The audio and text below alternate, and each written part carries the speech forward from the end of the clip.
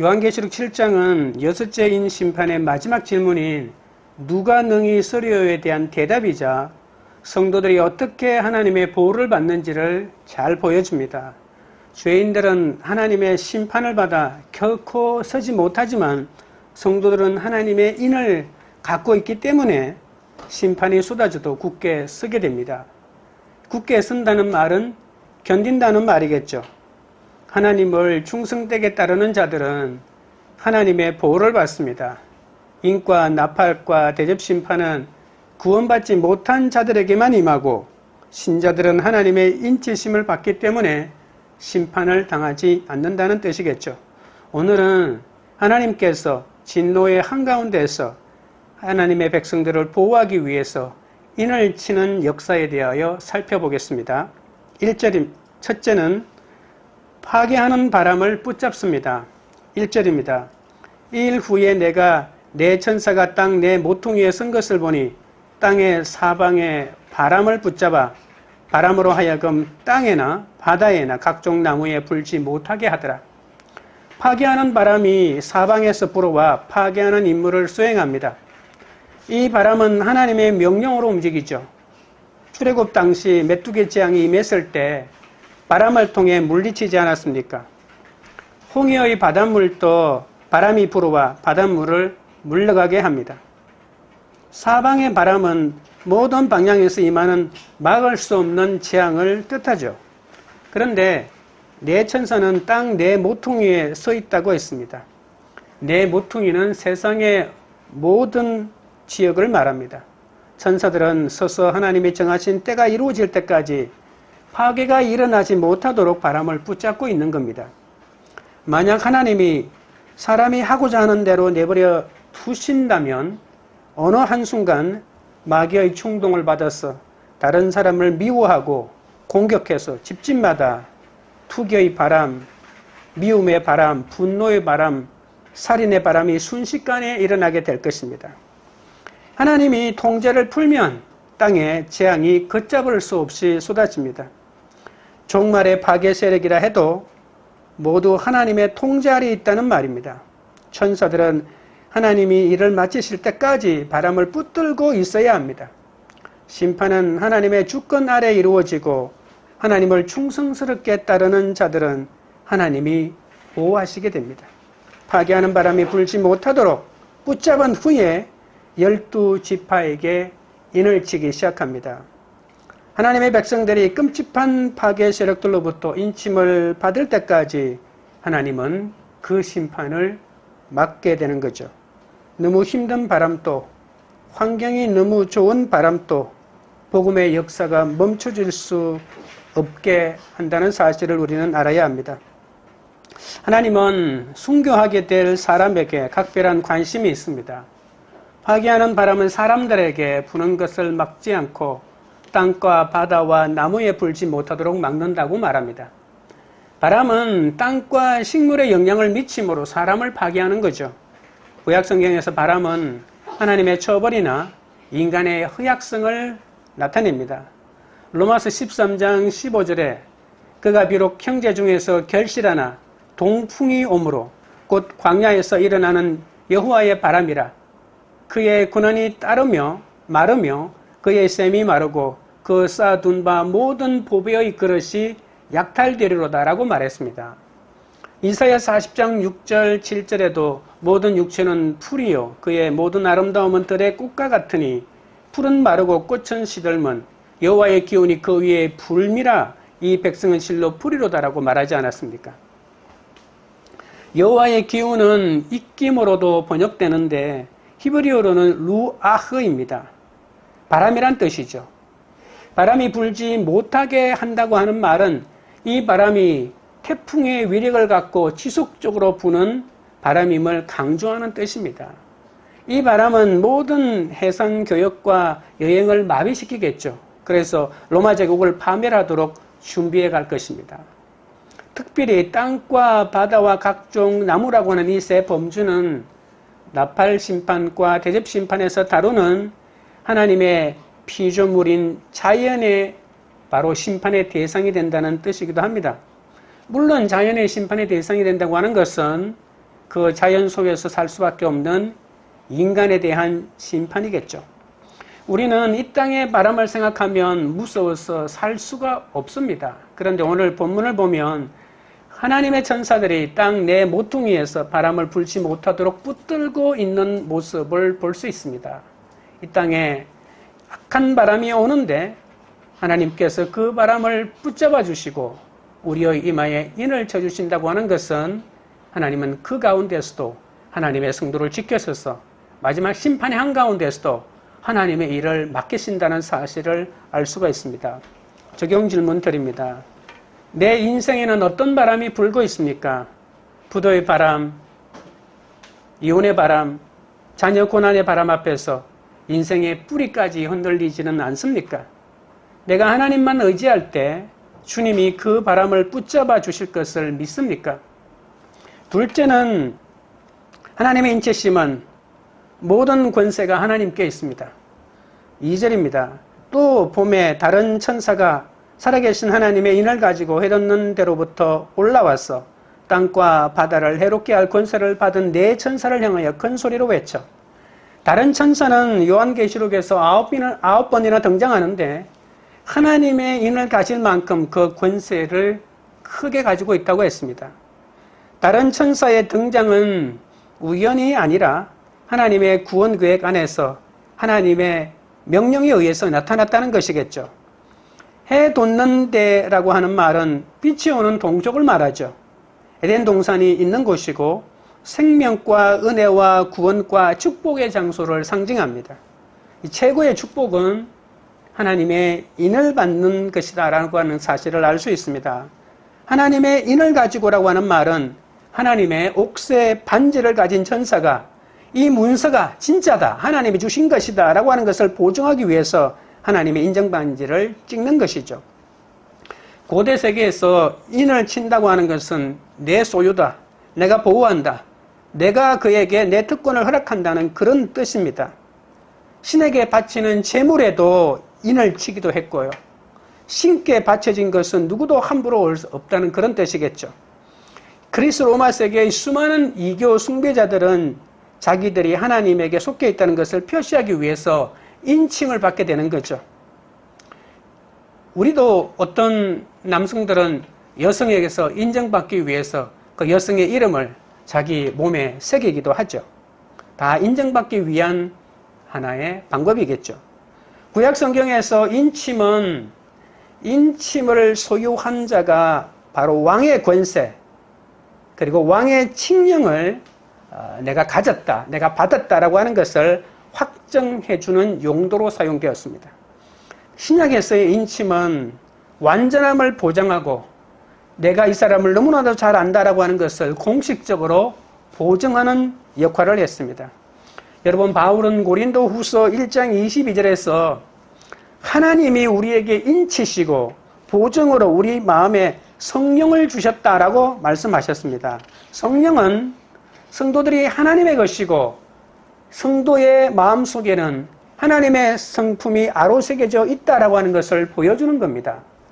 살아계신 하나님의 인이라고 하는 이 말은 하나님은 죽은 우상들과는 전혀 다른 분으로서 생명을 주셔서 자기 백성을 어떠한 고난의 한가운데서도 구원해 주시는 분이시다는 그런 뜻입니다.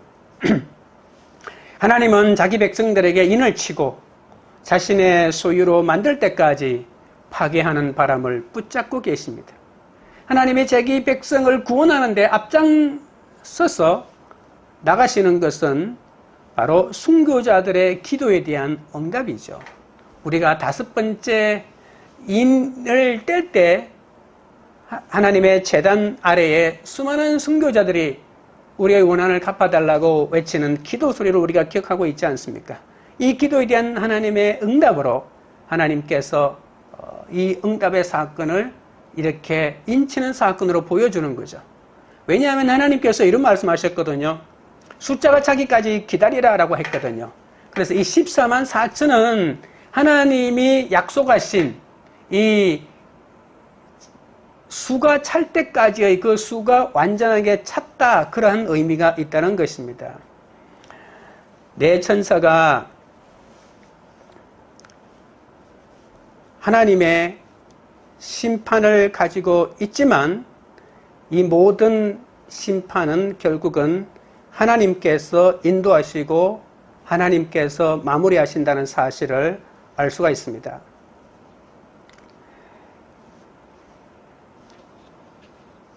인침을 받은 이 종들은 하나님의 종이라고 하는 표현을 하고 있죠. 그래서 결국은 하나님께서 이 모든 심판을 당신의 뜻대로 마무리해 나갈 것입니다. 3절입니다. 이르되 우리가 우리 하나님의 종들의 이마에 인치기까지 땅이나 바다나 나무들을 해하지 말라 하더라. 심판의 대상은 땅과 바다와 나무입니다. 하나님의 종들의 이마에 인치기까지 하나님의 심판은 연기됩니다. 바람을 붙잡는 것은 고난과 핍박을 사라지게 한다는 것은 아니겠죠. 하나님의 바람을 붙잡고 있으니까 우리에게는 고난이라고 하는 것은 틀끝만큼 또 없구나 이렇게 생각해서는 안 됩니다. 여러분 아무리 로마의 무서운 바람이 불어도 복음은 멈추지 않고 계속해서 전해지지 않았습니까? 하나님의 뜻은 고난이 없는 것이 아니고 복음이 전해지는 것이지 않았습니까? 그런데 고난이 임할수록 하나님의 복음이 더 왕성하게 전해졌다면 하나님의 뜻이 이루어진 것 아니겠습니까? 그래서 우리는 내 삶 속에 고난이 없는 삶을 바라지 말고 복음이 전해지는 것을 목적을 두고 살 때 우리 삶 가운데 하나님은 어떤 바람도 막아주신다는 그런 뜻입니다. 편안하던 핍박이 오든 하나님이 붙잡아주지 않으면 누가 인을 막겠습니까? 인을 친다고 하는 것은 우리 눈에 보이지는 않지만 말씀으로 그 사람을 거듭나게 해서 확실히 하나님을 믿는 사람으로 만든다는 뜻 아니겠습니까? 내가 이마에 인을 치는 것은 아니겠지만 나의 끊임없는 인내와 나의 끊임없는 기도와 나의 끊임없는 헌신을 통해서 내 옆에 있는 한 사람이 인을 맞는 그 거룩한 역사가 일어나지 않겠습니까? 그러기 위해서 이 사람이 인 맞을 때까지 바람을 붙잡고 계시는 그 하나님의 주권을 인정해야만이 하나님의 인침의 사건이 나에게도 일어나고 우리 가정에도 일어나게 되는 것이죠. 인침을 받으면 우리는 하나님의 재산이 됩니다. 성도는 그리스 로마인들처럼 신들의 재산이 아니라 우리 하나님의 재산입니다. 오늘 본문에 있는 말씀대로 우리 하나님의 종들이라고 표현한 것처럼 인침을 받는 사람은 바로 우리 하나님의 재산입니다. 그래서 하나님의 사랑을 입게 되는 것이죠. 에스겔 9장 4절에서 6절에 보면요. 여호와께서 이르시되 너는 예루살렘 성읍 중에 순행하여 그 가운데에서 행하는 모든 가증한 일로 말미암아 탄식하며 우는 자의 이마에 표를 그리라 하시고 그들에 대하여 내 귀에 이르시되 너희는 그를 따라 성읍 중에 다니며 불쌍히 여기지 말며 긍휼을 베풀지 말고 쳐서 늙은 자와 젊은 자와 처녀와 어린아이와 여자를 다 죽이되 이마에 표 있는 자에게는 가까이 하지 말라. 여러분 이마에 표를 친다고 하는 것은 바로 이 에스겔 9장 4절에서부터 6절에 있는 이 말씀의 이미지를 가져와서 설명하고 있는 것이죠. 성전에서 가증한 우상을 섬기는 자들을 다 심판하라라고 이렇게 하나님께서 명령하고 있는 것이죠. 그러나 이마에 표가 있는 사람은 심판하지 말라라고 하는 것이죠. 하나님이 가증한 이스라엘 백성들을 심판하실 때 이마에 표 있는 사람은 살려주고 그를 보호해주겠다고 하는 그런 하나님의 약속의 말씀이 요한계시록에 들어와서 다시 한번 구체적으로 제시되고 있는 것입니다. 성전에서 제사장들이 우상 숭배를 저지르며 가증한 일을 하고 있는데 심판이 임할 것입니다. 좀 더 정확하게 말하면 6 수호천사가 등장합니다. 5은 무기를 들고 있고 나머지 한 천사는 먹을 갈고 있는 먹그릇을 들고 있습니다. 그때 이마에 선 표시는 히브리어 알파벳의 마지막 글자인 바로 타버입니다. 이 타버라고 하는 글자를 이마에 쓰면 그 사람은 심판을 면하게 되는 것이죠. 우리가 요한계시록에 나오는 짐승의 표를 받는 666이라고 하는 짐승의 표를 받는 것하고는 정반대되는 사건이 있다는 것입니다. 하나님은 이마에 인을 치고 사탄은 이마에 짐승의 표시를 하는 것입니다. 하나님을 따르든가 사탄을 따르든가 두 가지밖에 없습니다. 중립은 없습니다. 그리스도께 나오지 않는 자는 다 사탄의 종입니다. 성도들은 하나님의 소유이기 때문에 다가올 파면에서 구원받는 것이 이 본문 메시지의 핵심입니다. 자식이나 남편의 죄가 밝혀지면 더러워하거나 어째서 그 모양이냐고 호통칠 것이 아니라 내 죄를 먼저 보아야 한다는 말이겠죠. 그래야만 내가 인친 사람이 되는 것이죠. 내 속에 숨은 내 죄를 보지 않고 교만으로 숨고 환경으로 도망가면 어떤 역사도 일어나지 않고 해결되지 않습니다. 나도 인을 못 받고 그리고 그 상대방도 인을 받을 가능성이 사라지는 거죠. 내 가증함을 보고 다른 사람의 악을 보고 우는 사람이 이마에 인을 맞고 구원받는 사람 아니겠습니까? 4절입니다. 내가 임침을 받은 자의 수를 들으니 이스라엘 자손의 각 지파 중에서 임침을 받은 자들이 14만 4천이니 임침받은 자는 14만 4천이라고 했습니다. 묵시는 암울한 박해 시대에 전하는 하나님의 말씀 아닙니까? 무서운 세대니까 숫자로 이야기할 수밖에 없습니다. 그러니까 구체적인 언어로 말하면 되는데 그것이 들통나면 다 죽기 때문에 이 숫자를 통해 가지고 그러한 것을 말하게 되는 겁니다. 그래서 우리가 이 요한계시록에 나오는 이 묵시에 나오는 이 숫자를 문자 그대로 이해하면 많은 오해를 하게 됩니다. 묵시 가운데 나타나는 숫자는 상징으로 이해해야 된다는 거죠. 그 숫자가 14만 4천이라고 했는데 이것은 12 곱하기 1000이라고 하는 사실이죠. 12는 구약의 12지파를 뜻하고 그리고 또 12는 신약의 12사대를 나타내고 10에서 삼위일체 하나님의 숫자인 3을 세제곱한 1000을 곱한 숫자가 바로 이 14만 4천인 것이죠. 이 숫자는 각 나라와 족속을 불문하고 시대와 공간을 초월하고 어린 양의 피로 구속함을 입은 모든 성도를 빠짐없이 포함시킨 완전과 충족의 상징적인 계시 숫자라고 볼 수 있습니다. 순교자들의 충만한 숫자이자 교회 성도의 숫자가 바로 24만 4천이죠. 심판이 임박하여 7째 인을 떼실 때 순교자들의 충만한 숫자가 채워진다고 하는 것이죠. 모든 하나님이 성도들의 기도를 들을 수 있도록 고요하고 그리고 잔잔할 때 기도 응답으로 심판이 쏟아진다고 요한계시록 8장에 가면 조금 더 자세하게 언급되고 있습니다. 24만 4천은 순교자들만이 아닙니다. 순교자들을 포함한 교회의 신실한 성도 전체를 다 말한 것이라고 볼 수 있습니다. 내 노력과 행위와 공로가 아니라 내가 하나님 나라의 백성이라는 것 때문에 하나님께서 모든 것을 주관적으로 인도하시고 하나님의 권세로 모든 것을 이끌어 가신다고 하는 그 믿음으로 하나님의 인을 맡고 그리고 믿음으로 나아가는 자는 하나님께서 반드시 책임지신다는 사실을 알 수 있습니다. 적용 질문 드립니다. 나는 지금 무슨 일로 단식하고 있습니까? 내 죄에 대하여 애통하지 않으면서 가정과 교회의 기강을 바로잡겠다고 남탓만 하며 기고만장하지는 않습니까? 셋째는 전투하는 그리스도의 교회입니다. 5절부터 8절입니다.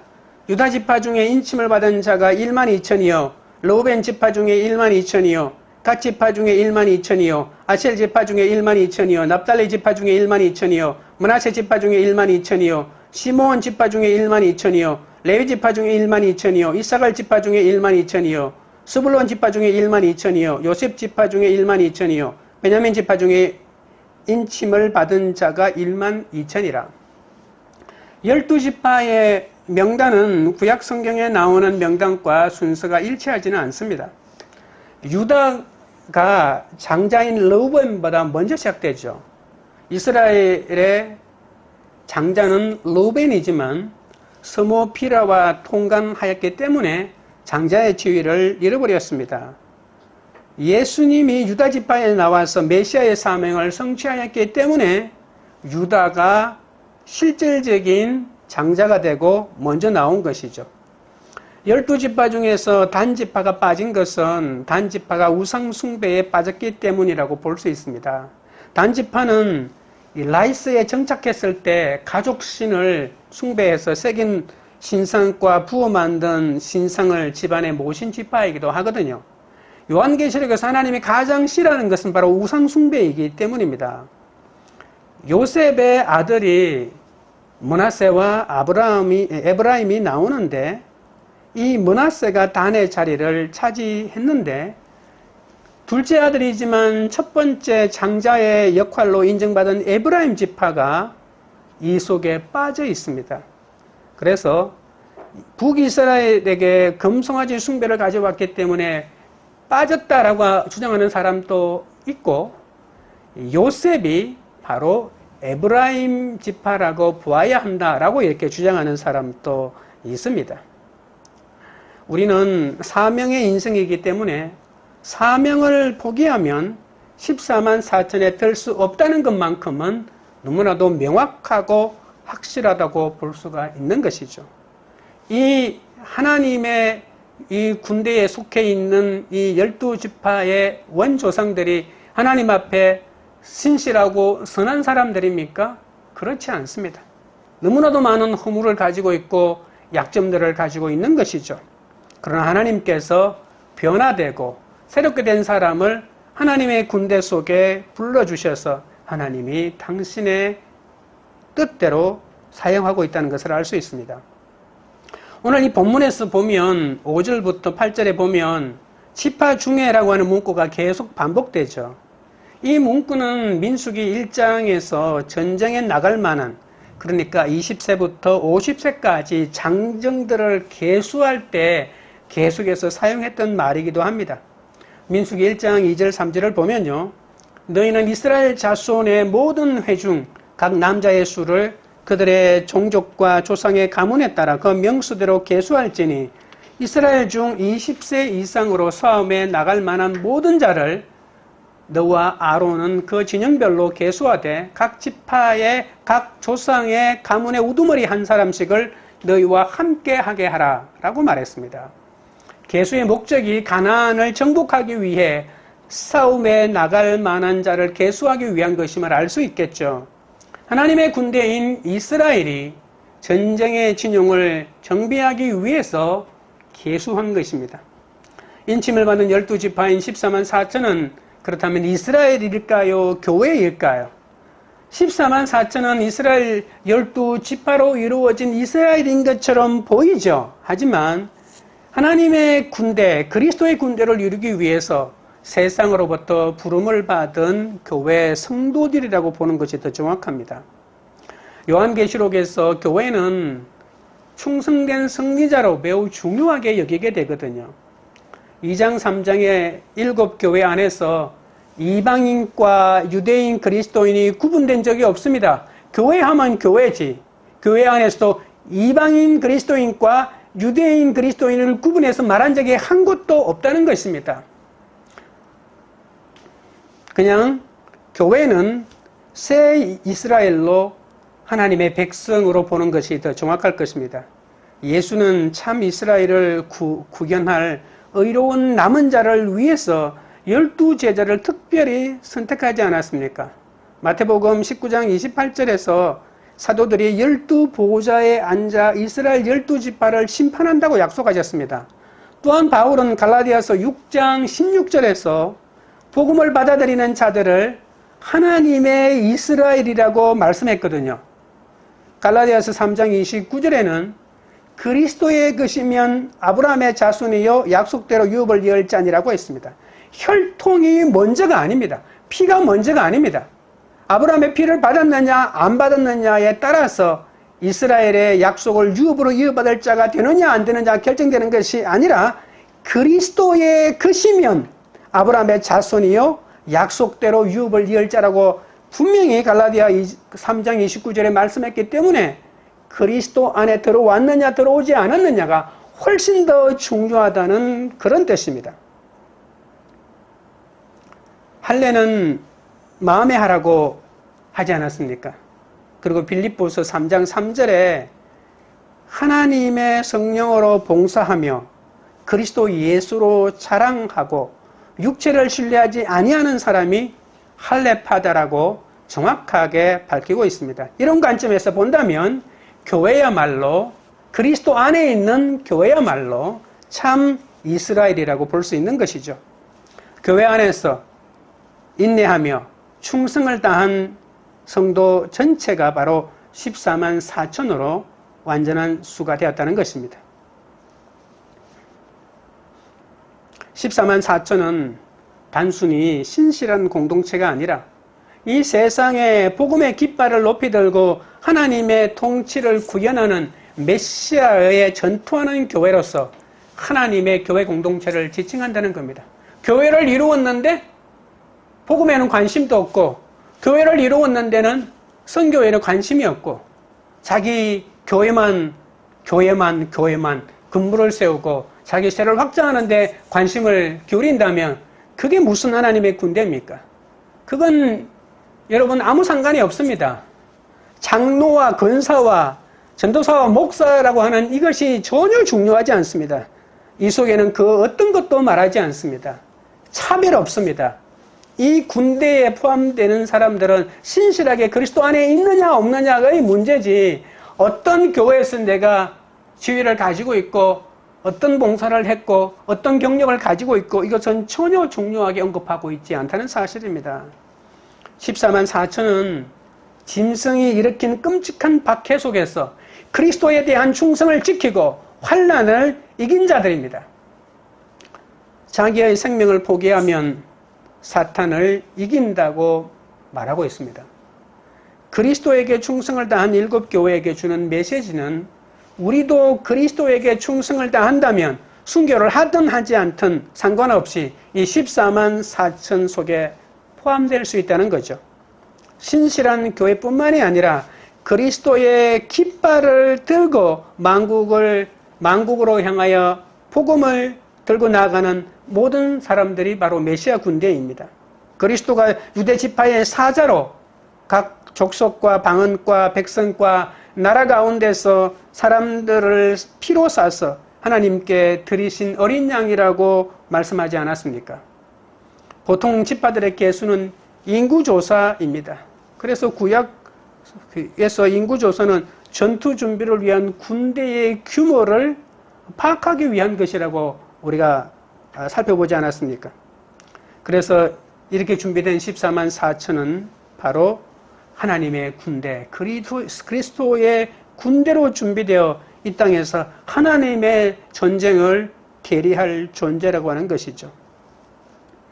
그러니까 그런 의미에서 하나님의 소유가 되고 하나님의 보호를 받는 메시아의 군대로서 짐승의 군대를 정복할 이 땅에 전투하고 있는 교회라고 보는 것이 가장 합당한 것이겠죠.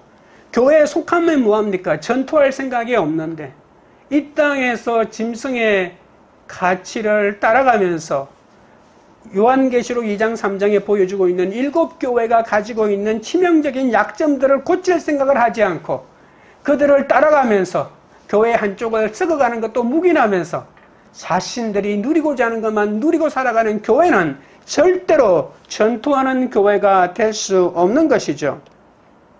순교를 통해 예수를 증언하는 사명을 감당하는 교회만이 전투하는 교회의 사명을 감당할 수 있습니다.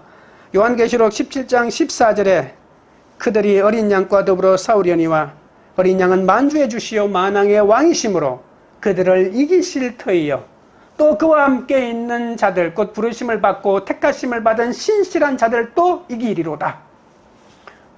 여러분 요한계시록 12장 13장 14장에 보면 거대한 영적 전쟁의 한가운데서 짐승, 사탄의 쫄개들은 누가 우리를 이기겠느냐고 큰 소리칩니다.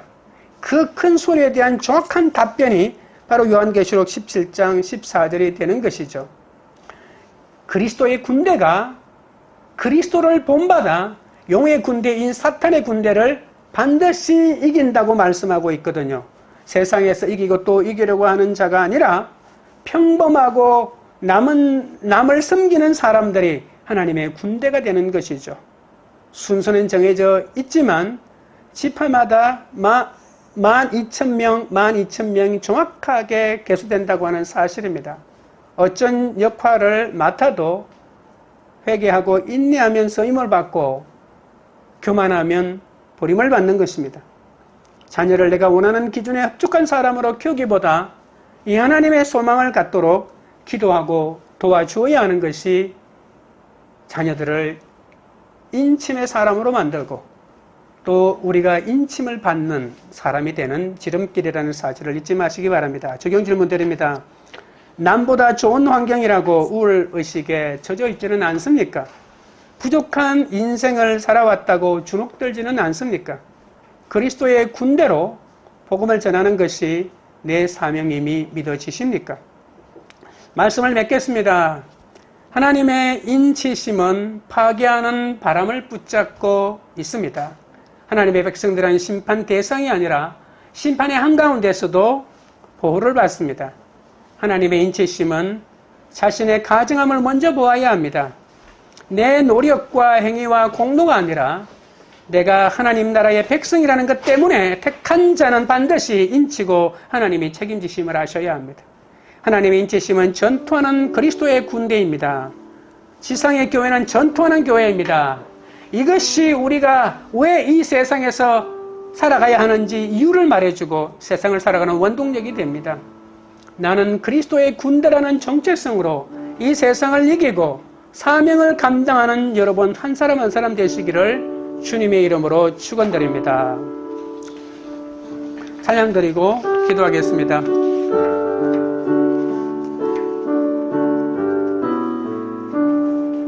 십자가 군병되어서 예수를 따를 때 무서워하는 마음으로 주 모른 채 할까. 나의 주 그리스도 나를 속량했으니 나 십자가를 벗어는 저 멸류관 쓰리. 성도 피를 흘리며 큰 싸움하는데 나 어찌 편히 누워서 상 받기 바랄까. 나의 주 그리스도 나를 속량했으니 나 십자가를 벗어는 저 멸류관 쓰리. 많은 세상에 수많은 원수들 날 유혹하고 했지나 내 주만 따르리. 나의 주 그리스도 나를 속량했으니 나 십자가를 벗어는 저 멸류관 쓰리. 나 멸류관을 서려고 몸 바쳐 싸울 때 주 내게 용기 주시사 이기게 하시네. 나의 주 그리스도 나를 속량했으니 나 십자가를 벗어는 저 멸류관 쓰리. 승리의 그날 이르러 십자가 군병들 개가를 불러 영광을 주님께 드리리. 나의 주 그리스도 나를 속량했으니 나 십자가를 벗어는 저 멸류관 쓰리. 기도하실 때 내 인생에는 어떤 바람이 불어도 부도의 바람, 실직의 바람, 자녀 고난의 바람 앞에서 인생의 뿌리까지 흔들리지 않고 오직 주님이 그 바람을 잡아주실 것을 믿고 주님은 의지하게 해달라고 기도하겠습니다. 내 죄에 대하여 애통하지 않고 가정과 교회의 기강을 바로잡겠다고 하지 않도록 기도해 주시기 바랍니다. 남보다 좋은 환경이라고 우울의식에 젖지 않고 부족한 인생을 살았다고 주눅들지도 않고 오직 그리스도의 군대로 복음 전하는 사명을 감당하도록 주여 세 번 부른 다음에 기도하며 나가겠습니다. 주여, 주여, 주여. 내 인생에 어떤 바람이 불어도 그것이 부도의 바람, 실직의 바람, 실패의 바람, 자녀 고난의 바람이라 할지라도 인생의 뿌리까지 흔들리지 않도록 오직 주님이 바람을 붙잡아 주실 것을 믿고 주님만 의지하고 나아가도록 하나님 인도하여 주시기를 원하옵나이다. 내 죄에 대하여 애통하지 않고 가정과 교회의 기강을 바로잡겠다고 교만하게 나아가지 않게 하시고 오직 하나님의 주권적인 통치를 믿고 주님만 바라보고 나아갈 수 있도록 인도하여 주시옵기 바라옵나이다. 남보다 좋은 환경이라고 울루시게 젖어 있지 않게 하시고 부족한 인생을 살았다고 주눅들지 않게 하시고 오직 그리스도의 군대로 복음 전하는 사명만을 감당할 수 있도록 하나님 우리 아버지여 인도하여 주시옵소서. 하나님 아버지, 하나님이 허락하시는 구원을 세상에서 이기고 더 좋은 것을 더 많이 가지는 것쯤으로 생각하였습니다. 그래서 남들보다 더 많이 가지지 못했을 때는 슬펐고 열등감에 빠질 때도 많았사오니 불쌍히 여겨 주옵소서. 세상 기복의 가치관에만 머물러 나를 판단하고 자녀를 평가하고 사람들을 가늠할 모든 죄악을 용서하여 주옵소서. 하나님 우리 아버지여, 우리가 누리는 행복은 부모를 잘 만나 좋은 환경에서 사는 것이 아니라 하나님을 온전히 만나 인침받는 인생으로 살아가는 것임을 알게 하여 주옵소서. 우리가 어떤 환경에서 자랐든지 예수를 정언하고 사람을 감동시킬 수 있는 그러한 삶을 살게 하여 주옵소서. 우리의 모든 문제 속에 하나님의 뜻이 있습니다. 어떤 장애 속에도 어떤 실패 속에도 하나님이 허락하신 사명이 있음을 알게 하여 주시옵소서. 모든 권세가 하나님의 허락하에만 움직이기 때문임을 알게 하여 주옵소서. 우리가 살아온 날의 의미를 깨닫기 원합니다. 엉뚱한 우물을 파지 않게 하여 주시옵소서. 하나님만 의지하는 그리스도의 군대가 되게 하여 주옵소서. 관교들 교회가 재앙 같은 사건 속에서도 회개하는 구원의 공동체가 되기를 원합니다. 각자 배우자, 자녀, 조상의 죄 앞에서 자신의 가증한 것을 보고 탄식하게 원합니다. 주님의 부르심으로 그리스도의 군대가 되어 이 땅에 그리스도의 복음을 전할 사명을 온전히 감당하는 그런 교회가 될 수 있도록 역사하여 주시옵소서. 예수 그리스도 이름으로 기도드리옵나이다. 아멘.